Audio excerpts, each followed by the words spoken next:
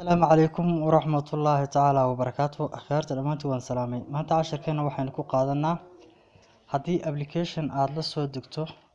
ama Google kala soo deg ama Play Store kala soo deg oo ku shaqeyn waayo sidatan oo ku yiraahdo application kan waxa ku dhacay parcel ayaa ku dhacay package markaas kuma shaqeynayo mana ogolaanayo mobilkaaga in aad ku shaqto hadii ay tusaale ahaan kugu dhacdo sidan oo kale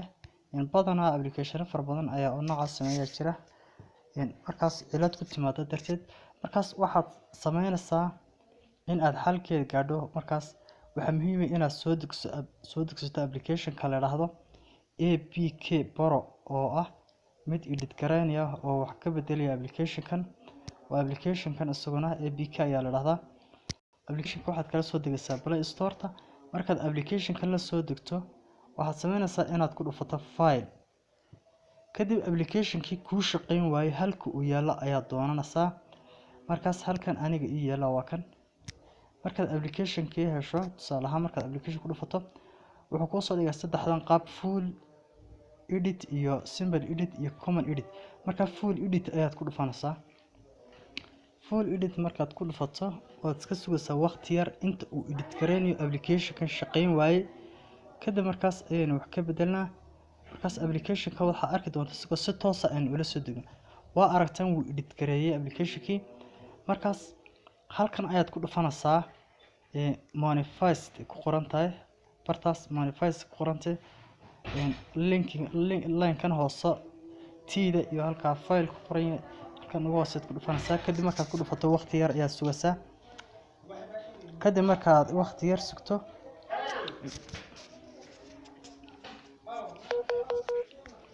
dabkan way ka dhacayaa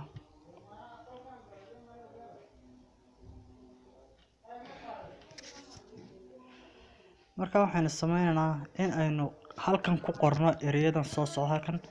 waxaad ku qoraysaa CDK kadib inta markaad ku qorto searching ayaad oranaysaa kadib halkan waa u jeedaan tiradan ayaynu ka bedelanaa tiradan ayaynu waxay ka dhiganaa halkan 14 ayaynu ka dhiganaa halkan hoosana hadii aanay 22 ku ahayn 22 baad ka dhigaysaa halkaas 14 baynu ka dhiganaa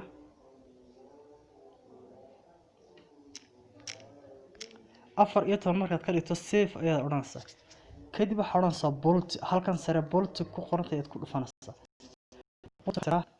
application-kii markaas uu dhameystiraya si toos ah install buu ku oranaya application-kan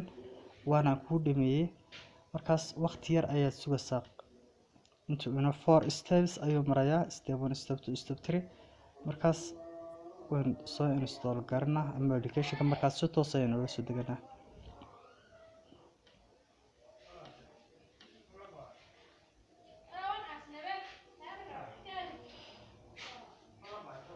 markaas post ayaan qabanayaa my step 3 buu marayaa step kale inoo hadhay markaan iska sugaynaa insha Allah intuu inoo dhameynayo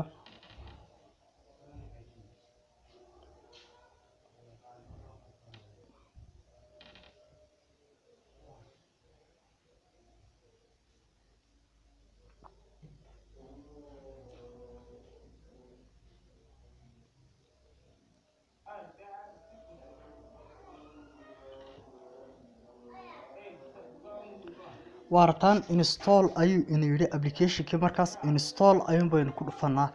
markaas si toos ah ayaan waa aragtaan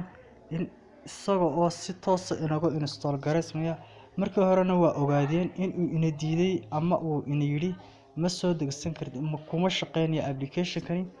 markaas asxaabi waxaan leeyahay ka faa'iideysta casharkan waa cashar muhiim ah waayo application kasta ku diida sidan ayaad ku sameynaysaa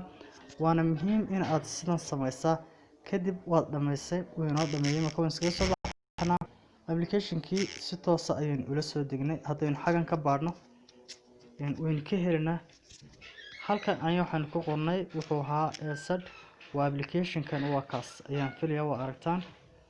markaas casharkeeni intaas ay ku kooban yahay 11 channel-ka inaad subscribe iyo like saarto